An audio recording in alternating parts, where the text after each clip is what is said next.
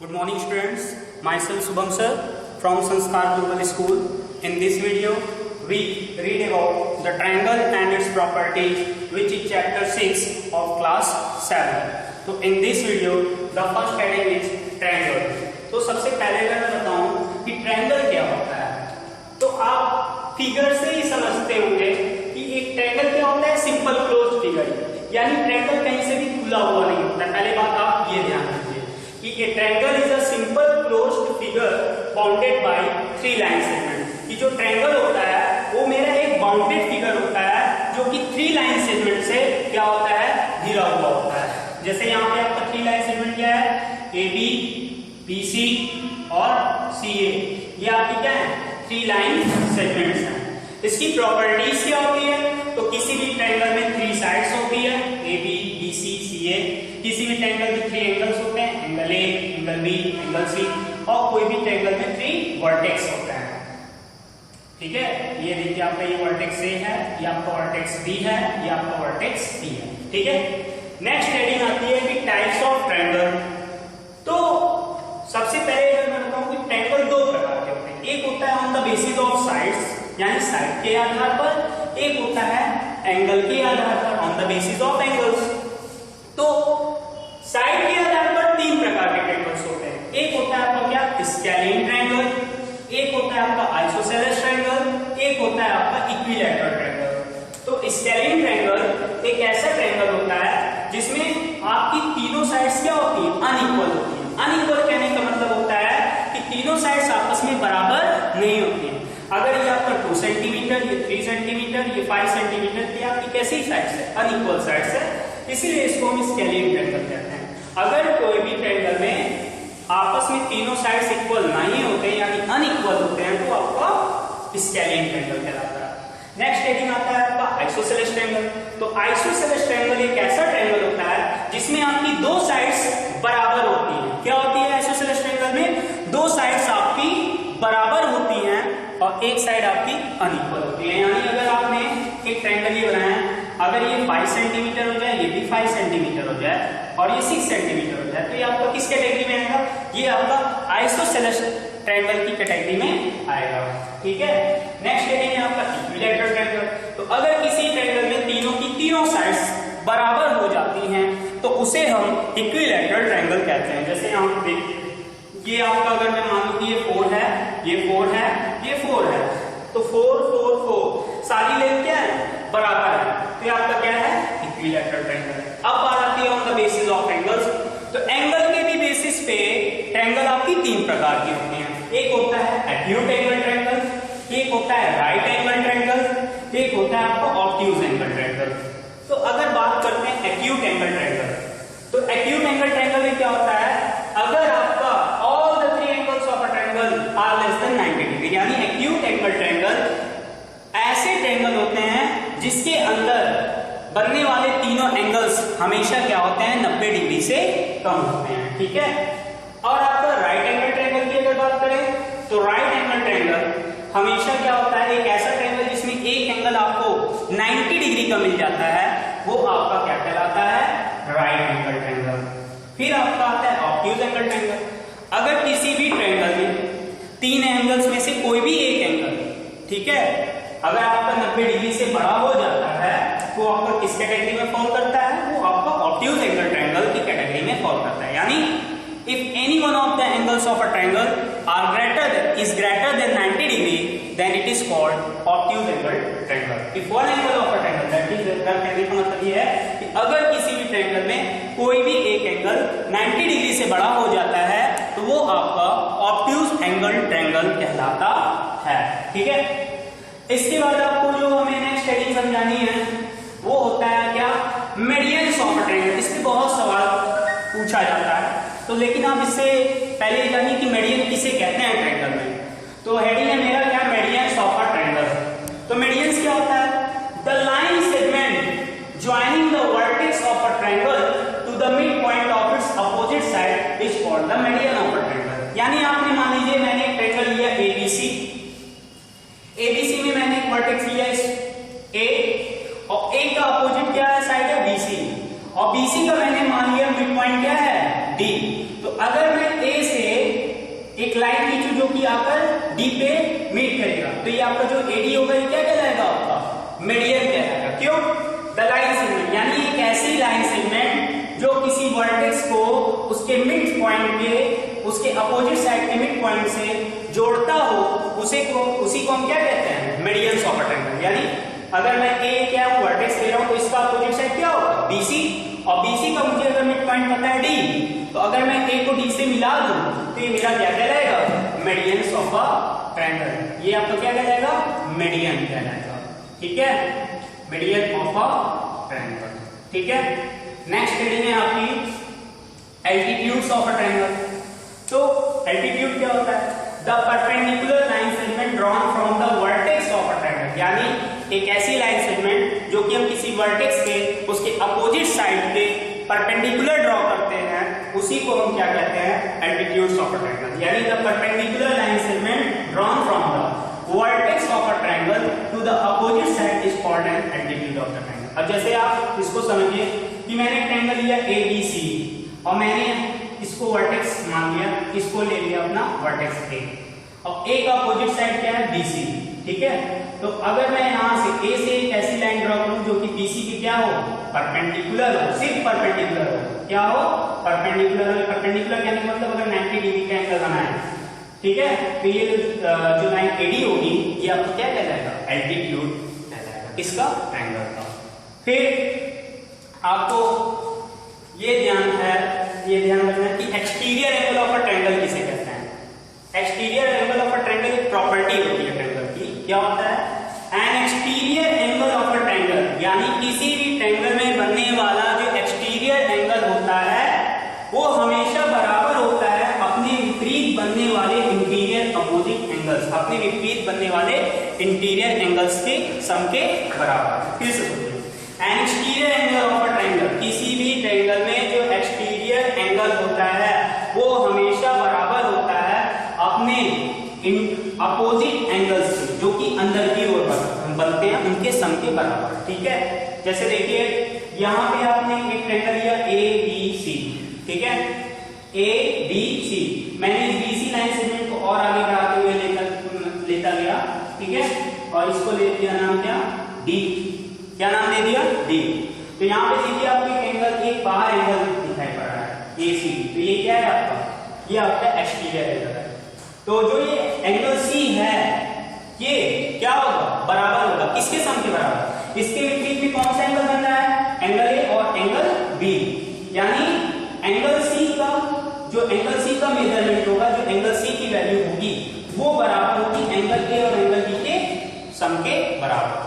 तो यही कह रहा है कि exterior angle of a triangle, कि exterior angle of a triangle, किसी भी ट्रायंगल में बनने वाला जो एक्सटीरियर एंगल होता है वो हमेशा बराबर होता है अपने इंटीरियर अपोजिट एंगल्स के सम के बराबर। ठीक है, नेक्स्ट हेडिंग आती है आपकी क्या?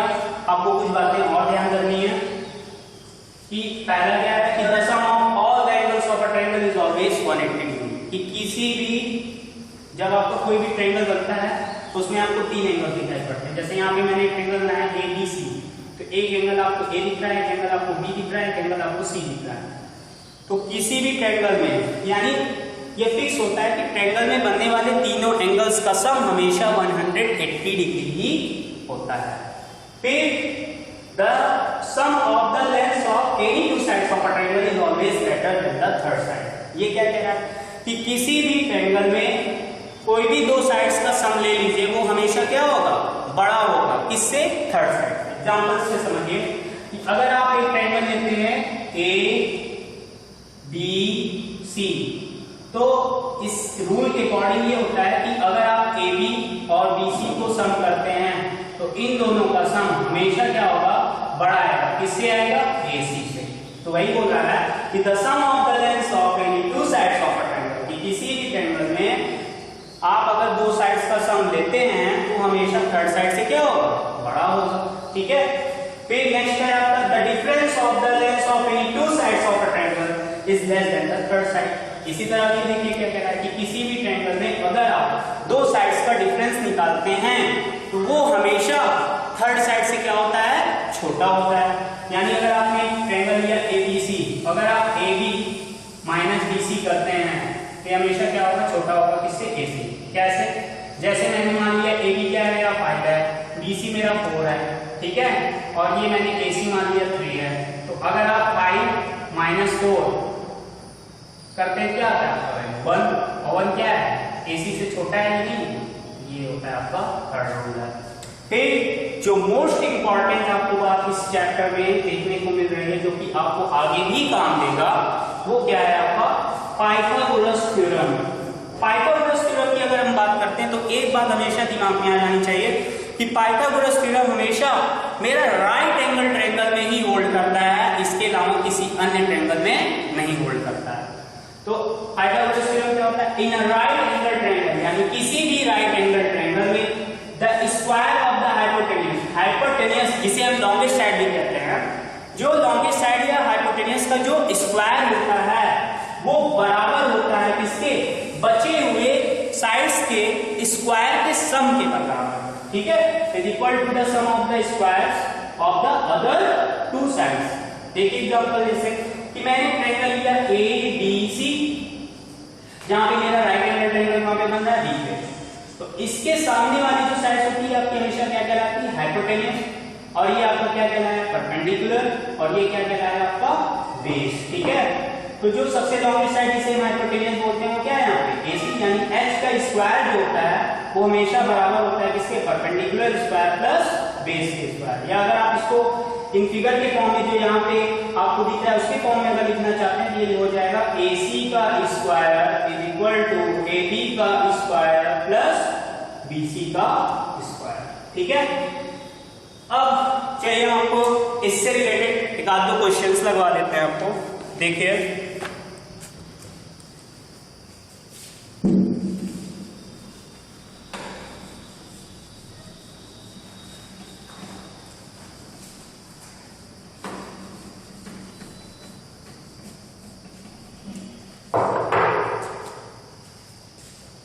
Find the value of x, ठीक है।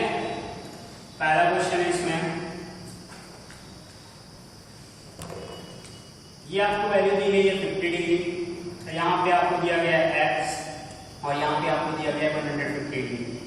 तो आपको क्या करना है, इसका x की वैल्यू निकालना है। तो आप डायरेक्टली अभी बताया था exterior angle property of a triangle क्या, कि an exterior angle of a triangle is always equal to the sum of its two interior opposite angles। तो आप डायरेक्टली यहाँ पे लिखिए, by the exterior angle property of a triangle क्या होता है, 115 degree is equal to x plus 50 degree लिखेंगे। तो यहाँ से आपकी x की वैल्यू क्या हो जाएगी, 115 degree minus 50 degree is equal to x, ठीक है। अब आप इसमें से जब इसको माइनस करेंगे कितना आ जाएगा आपका 60 डिग्री। देखिए 115 5 में से 0 गया कितना है 5, 11 माइनस 5 6, ठीक है। दूसरा क्वेश्चन देखिए, नेक्स्ट क्वेश्चन है आपका, एक ये ट्रायंगल दिया गया है, यहाँ पे आपको 50 डिग्री दिया गया है, यहाँ पे आपको x दिया गया है, यहाँ पे, यानी इसमें भी क्या करना है आपको x की वैल्यू निकालनी है।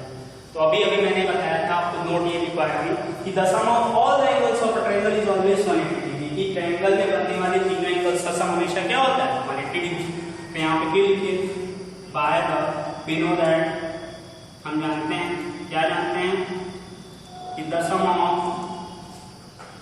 all the angles of a triangle is 180 degree. So therefore x plus 50 degree बराबर क्या हो जाएगा 180 degree, x plus x 2x 180 degree, ये प्लस 50 इधर जाएगा कितना हो जाएगा आपका माइनस 50 डिग्री। तो 2x इज इक्वल टू कितना हो गया आपका 130 डिग्री, तो x is equal to 65 degree, ठीक है। तो 6 that 12 5 that 12, ठीक, यानी यहाँ पे आपके कितना हो गया 65 और 50। अब आप देख लीजिए 60 60 120 प्लस 10 130 प्लस 50 180, ठीक है। लास्ट क्वेश्चन है आपका,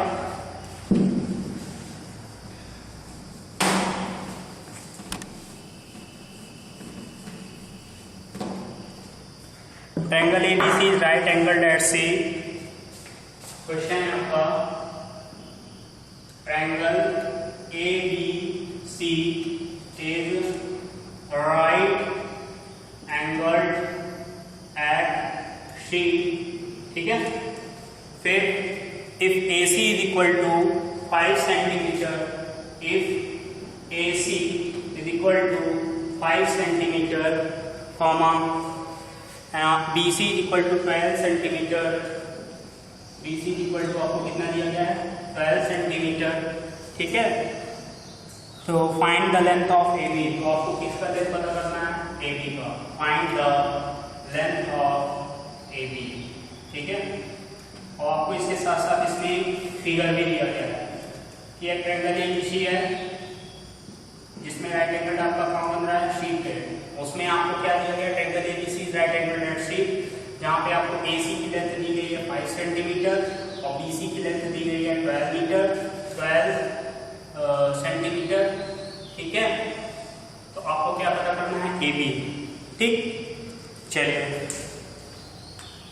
अब अभी ये कैसा ट्रायंगल है, राइट एंगल ट्रायंगल, और इसमें आप कौन सी प्रॉपर्टी लगाएंगे, पाइथागोरस थ्योरम। पाइथागोरस थ्योरम क्या कहता है, right angle triangle the square of the hypotenuse is equal to the sum of the squares of the other two sides. यानी किसी भी राइट एंगल ट्रायंगल में जो सबसे लॉन्गेस्ट साइड होती है उसका स्क्वायर हमेशा बराबर होता है बचे हुए साइड्स के स्क्वायर के सम के बराबर।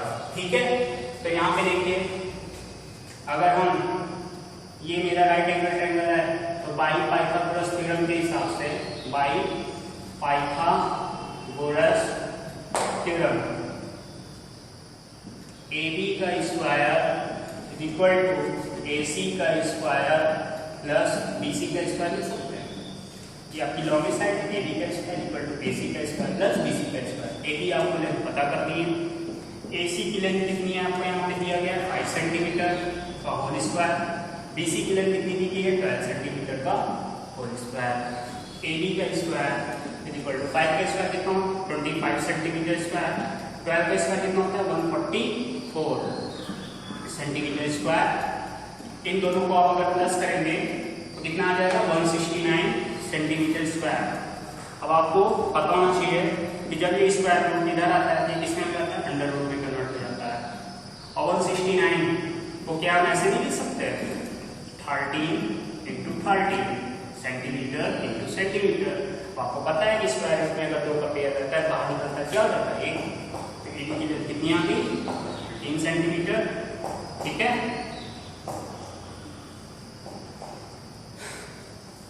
Thank you students.